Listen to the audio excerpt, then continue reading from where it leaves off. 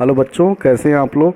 बच्चों, पिछले वीडियो में हमने मैग्नेटिक सर्किट से रिलेटेड कुछ बेसिक कॉन्सेप्ट्स, कुछ फंडामेंटल कॉन्सेप्ट सीखे हम लोगों ने, और उन्हीं कॉन्सेप्ट को मैं कंटिन्यू कर रहा हूं इस वीडियो में, इसलिए आप इस वीडियो को भी ध्यान से पढ़ेंगे।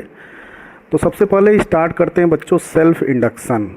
तो ये आप वर्ड सुन रखे होंगे, सेल्फ इंडक्शन क्लास 12th में पढ़ाया जाता है। तो ये सेल्फ इंडक्शन होता क्या है। सबसे पहले तो इंडक्शन क्या होता है। तो इंडक्शन क्या होता है बच्चों, अगर किसी कॉइल में हम फ्लक्स को चेंज करें तो वो कॉइल जो है ईएमएफ इंड्यूस्ड करता है या करंट इंड्यूस्ड करता है। इस फेनामेना को हम क्या बोलते हैं, इंडक्शन बोलते हैं। बात समझ में आई। तो भाई वो जो ईएमएफ इंड्यूस्ड होता है, वो जो करंट इंड्यूस्ड होता है, वो किस कारण से होता है, फ्लक्स के चेंजिंग के कारण।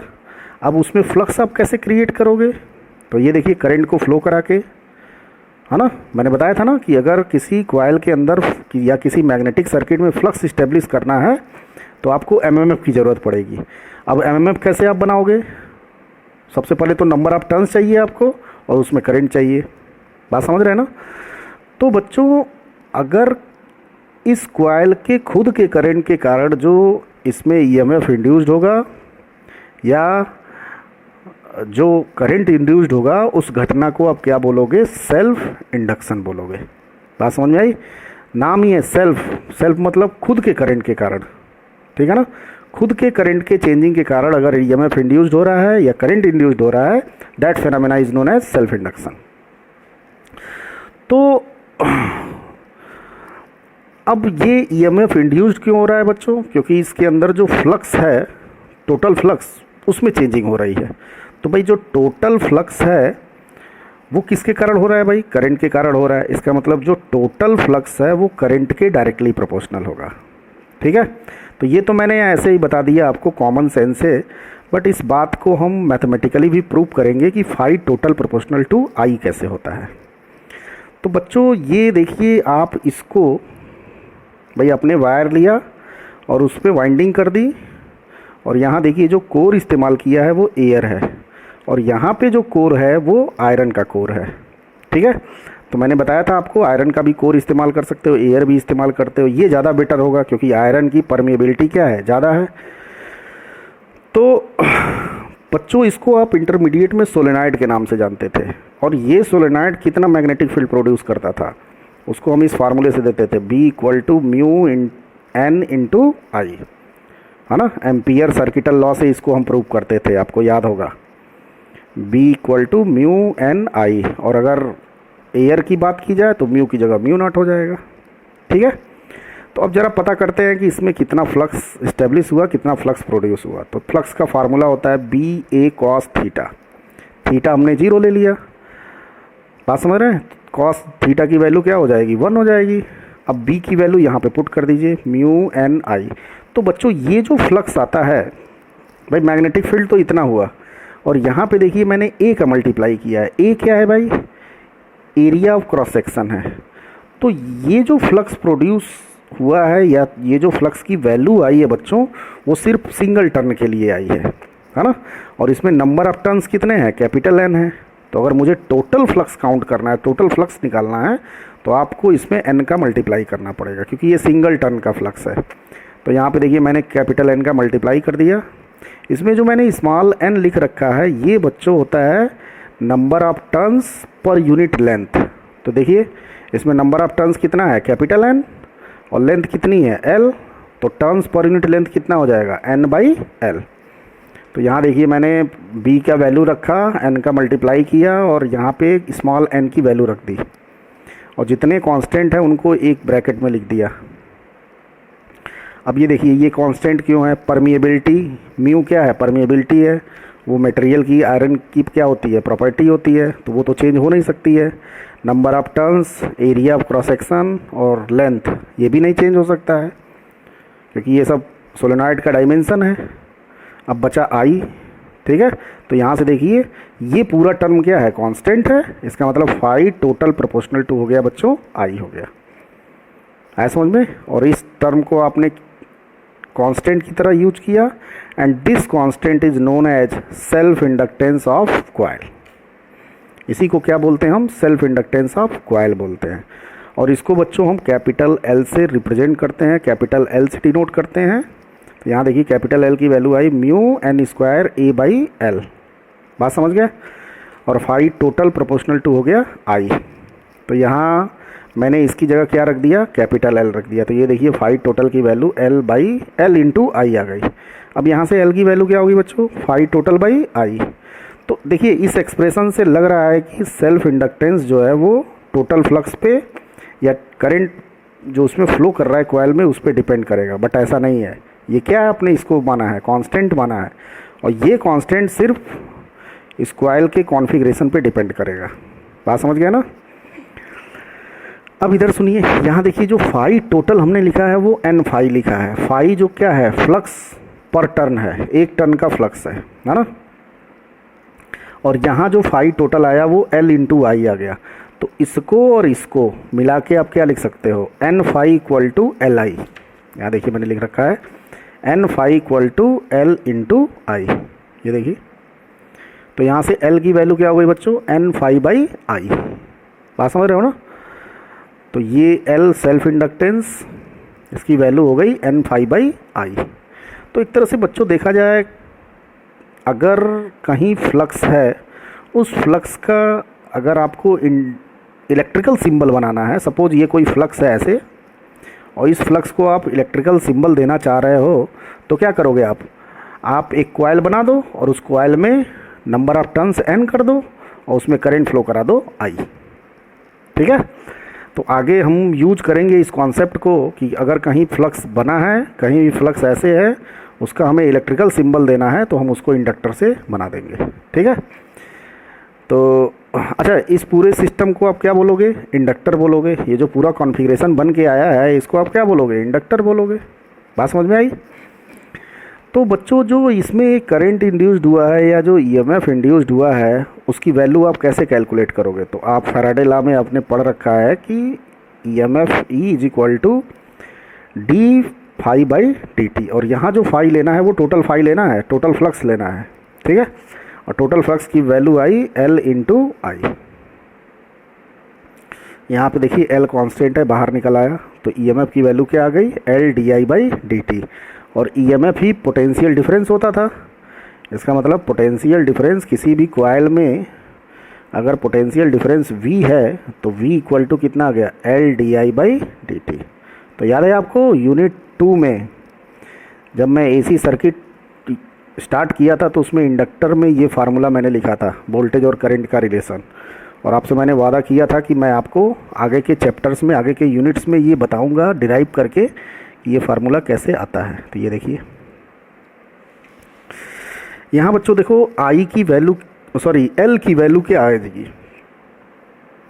ई by D I by D T.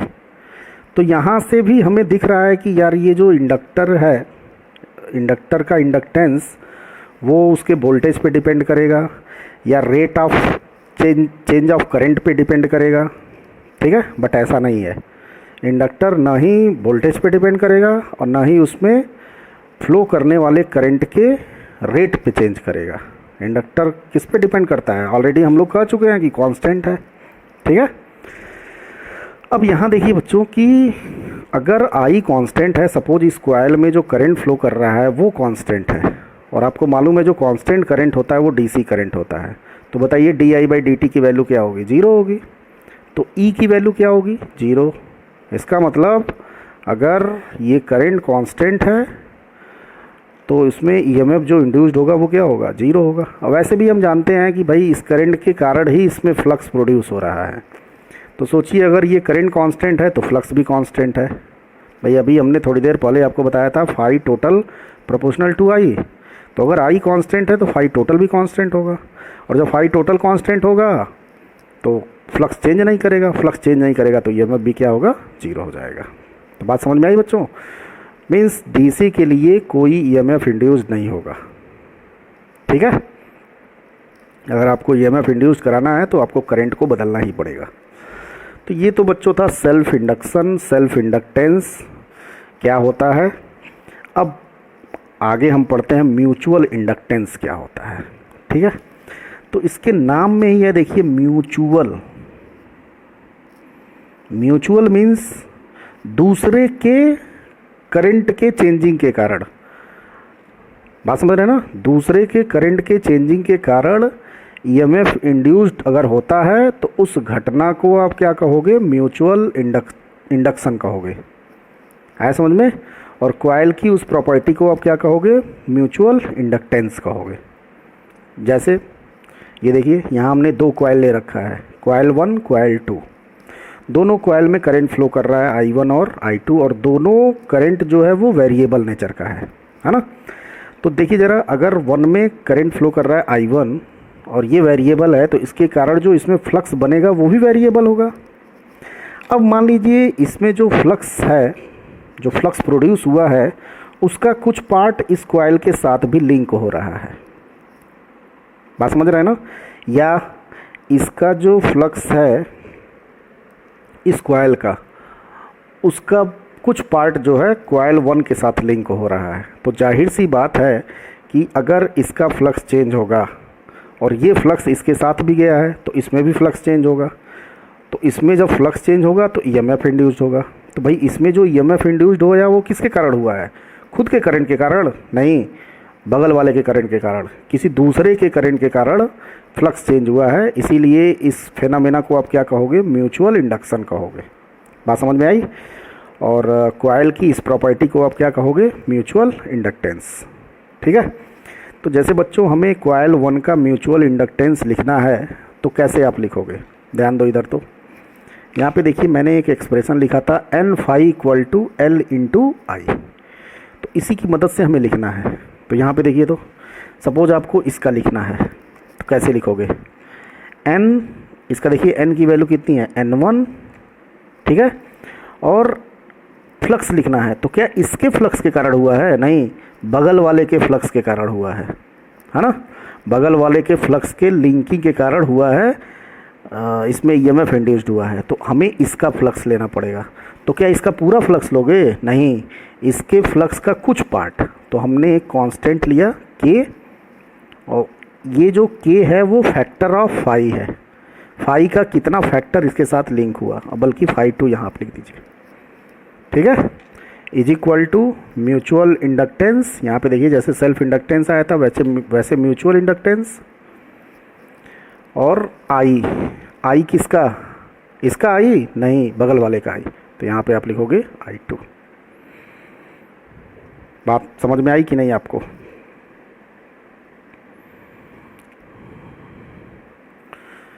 तो यहाँ से बताइए M की वैल्यू कितनी आ गई, N1 K phi2 by I2।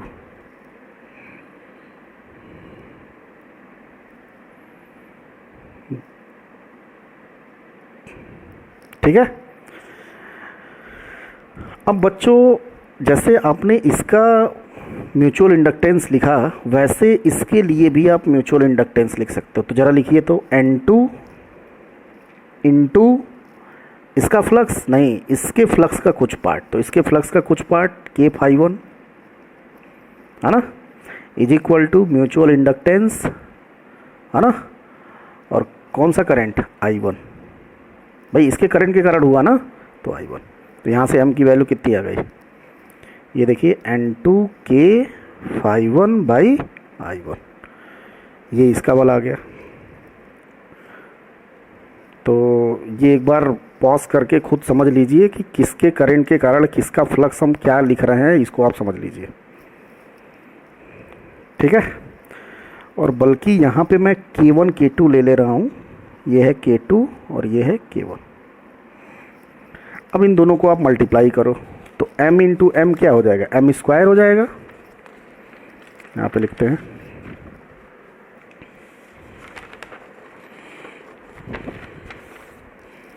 ये देखिए M स्क्वायर हो गया, और यहाँ जो वैल्यू आएगी वो आएगी बच्चों N2 K1 phi1 divided by I1 और multiplied by N1 K2 phi2 divided by I2। ठीक है, तो इसको थोड़ा रीअरेंज करते हैं, जितने 1 वाले हैं उनको एक साथ ले लेते हैं। तो सबसे पहले तो K1 K2 को अलग कीजिए। यहाँ पे देखिए N1 और phi1 यहाँ से उठाइए और I1 भी यहाँ से उठाइए, और यहाँ पे क्या हो जाएगा N2 phi2 बाई I2। बात समझ में आई? तो यहाँ पे देखिए ये वाली वैल्यू क्या है, L है। किसका L? कॉइल 1 का। भाई अगर ये कॉइल 1 है, भाई इसमें करंट है I1, इसमें फ्लक्स हुआ है phi1, number of turn N1 है, तो इसका सेल्फ इंडक्टेंस कैसे लिखोगे भाई? L I equal to N phi, है ना। तो इसका लिखना है तो L1 इसी के करंट के कारण होगा सेल्फ, नंबर ऑफ टर्न भी इसी का और फ्लक्स भी इसी का। तो यहाँ पे देखिए L1 की वैल्यू कितनी आ गई, N1 phi1 बाई I1। ऐसे L2 आ जाएगा N2 phi2 बाई I2। बात समझ में आई? तो यहाँ से देखिए बच्चों m स्क्वायर की वैल्यू क्या आ गई, K1 K2 L1 into L2। बात समझ में आई आपको? और यहाँ से m की वैल्यू आ गई बच्चों under root K1 K2 L1 L2, और इसको आप रूट K लिख दो। ठीक है, इसको आप रूट, बल्कि K1 K2 को इक्वल ले लो, K1 equal to K2 equal to K, तो ये रूट K स्क्वायर हो जाएगा L1 L2। तो m की वैल्यू कितनी आ जाएगी, K under root L1 into L2। ये देखिए, ये आप इंटरमीडिएट में भी पढ़े होंगे, बट चलिए मैं एक बार जल्दी जल्दी आपको बता दे रहा हूँ। K को बच्चों क्या बोलते हैं, कपलिंग फैक्टर बोलते हैं। कपलिंग फैक्टर मतलब कितना पार्ट जो है फ्लक्स का लिंक कर रहा है। सपोज 100% लिंक कर रहा है तो K की वैल्यू क्या होगी, मान लिया एक कॉइल का दूसरे कॉइल में जो फ्लक्स लिंकिंग हो रहा है वो 100% हो रहा है, तो K की वैल्यू कितनी हो जाएगी 1, है ना।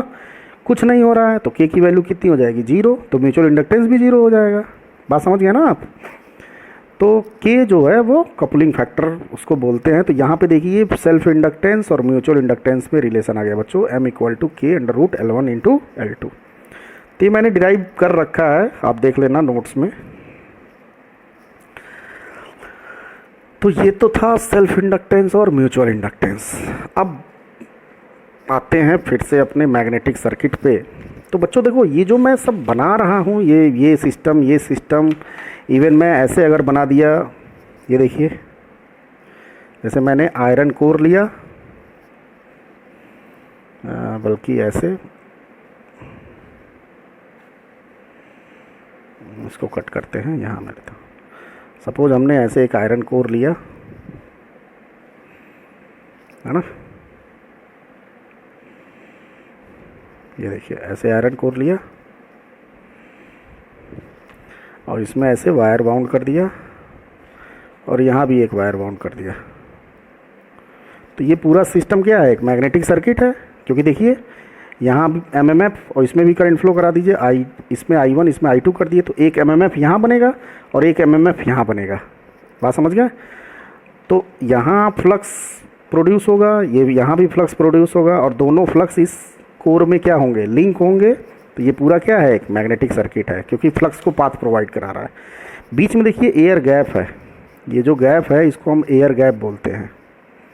और आपको मालूम है कि एयर गैप में भी फ्लक्स प्रोड्यूस होता है, एयर की भी परमिएबिलिटी होती है ना, तो फ्लक्स इसमें भी लिंक करेगा, इसमें भी इस्टेब्लिश होगा। ठीक है, तो ये एक मैग्नेटिक सर्किट है। तो अब आते हैं बच्चों, ये देखिए नोट्स में फिर से आते हैं हम लोग, इसको यहाँ कर देते हैं। यहाँ पे देखिए मैंने लिखा है कंपैरिजन बिटवीन मैग्नेटिक सर्किट और इलेक्ट्रिक सर्किट। ये बड़ा इंपॉर्टेंट क्वेश्चन है और इसको देखिए मैंने यहाँ भी टेबल में लिख रखा है और इसको आप देखना। तो कंपैरिजन का मतलब आपको एडवांटेज और डिसएडवांटेज दोनों, सिमिलरिटीज़ एंड डिससिमिलरिटीज़ दोनों बताना है आपको कि दोनों में सिमिलरिटीज़ क्या है, दोनों मतलब मैग्नेटिक सर्किट और इलेक्ट्रिक सर्किट, दोनों में सिमिलरिटीज़ क्या है और दोनों में डिसिमिलरिटीज़ क्या है।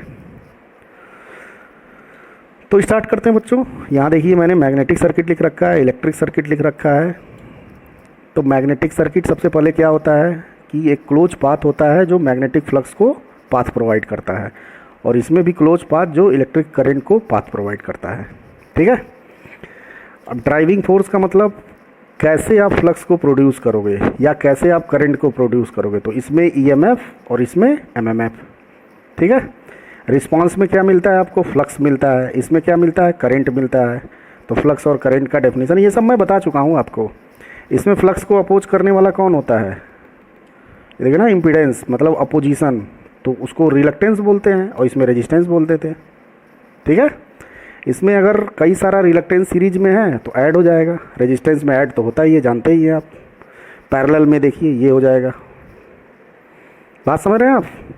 तो ये सब पढ़ लीजिएगा, ये सब बातें हम लोग कर चुके हैं। डिसिमिलरिटीज़ में आइए बच्चों, आप खुद सोचिए, खुद चिंतन कीजिए कि दोनों में असमानताएं क्या होंगी। तो देखिए सबसे पहले मैंने लिखा है कि flux does not flow in magnetic circuit. Flux बच्चों कभी फ्लो नहीं करता है, फ्लक्स हमेशा इस्टेब्लिश होता है ना। फ्लक्स फ्लो नहीं करता है लेकिन करंट फ्लो करता है। भाई आपको मालूम है ना, इलेक्ट्रॉन्स फ्लो करते हैं, उनकी वजह से करंट फ्लो करता है। यहाँ फ्लक्स नहीं फ्लो करता है, फ्लक्स क्या होता है, इस्टेब्लिश होता है। दूसरी बात ये, एयर में करंट फ्लो नहीं कर सकता है, करंट पास नहीं कर सकता है, लेकिन फ्लक्स पास कर सकता है। यहाँ पे देखिए। ठीक है। थर्ड डिफरेंस, जैसे मान लिया कोई इलेक्ट्रिक सर्किट है, अगर आप बैटरी हटा लो तो उसमें करंट की वैल्यू क्या हो जाएगी, जीरो हो जाएगी। बट मैग्नेटिक सर्किट में बच्चों ऐसा नहीं होता है।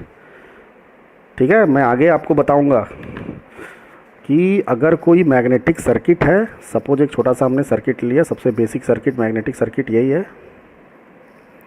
और इसमें हमने एक वायरिंग करंट फ्लो करा दिया, है ना।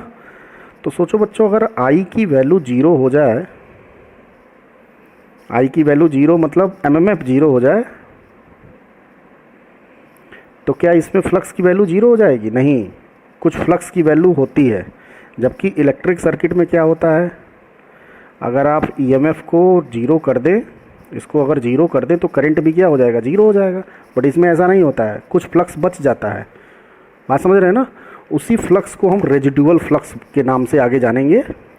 यहाँ पे देखिए मैंने लिख रखा है residual flux present after removal of MMF, और इसमें current is reduce to zero after removal of EMF. वही जो मैंने बताया उसको लिख दिया है। थर्ड में देखिए रिलक्टेंस मतलब मैग्नेटिक सर्किट, मैग्नेटिक सर्किट मतलब ये, और ये मतलब बच्चों इंडक्टर। और मैंने आपको बताया है कि इंडक्टर में जो है वो एनर्जी स्टोर होती है। ठीक है। या अभी आपने देखा कि एमएमएफ को जीरो करने के बावजूद भी फ्लक्स बच गया, कुछ फ्लक्स स्टोर रह गया। बात समझ रहे हैं ना। इसका मतलब इसमें एनर्जी स्टोर हो सकती है, लेकिन इस वाले में आपको मालूम है ना, रजिस्टर में हीट के फॉर्म में डिसिपेट हो जाता है, स्टोर नहीं करता है। तो रेजिस्टेंस के केस में कोई एनर्जी का स्टोरिंग नहीं होगा, but in the case of magnetic circuit energy store होगी। बात समझ गए आप। सॉरी। तो ये तो बच्चों था similarities and dissimilarities, very very important question. और देखिए इस क्वेश्चन को कितने तरीके से पूछता है ये मैंने सब लिख रखा है। कंपैरिजन करने के लिए ये बोलता है, या फिर ये देखिए मैंने लिखा है analogies between electric circuit and magnetic circuit, तो ये आप देख लेना। ठीक है। तो इतना आपको बच्चों आना ही आना चाहिए। अब नेक्स्ट वीडियो में हम कुछ बेसिक बातें और करेंगे इससे रिलेटेड, तब हम लोग आएंगे उसके नेक्स्ट वीडियो में ट्रांसफार्मर पे। तो आई होप दैट बच्चों आपको इतना समझ में आ गया होगा। थैंक यू वेरी मच, धन्यवाद।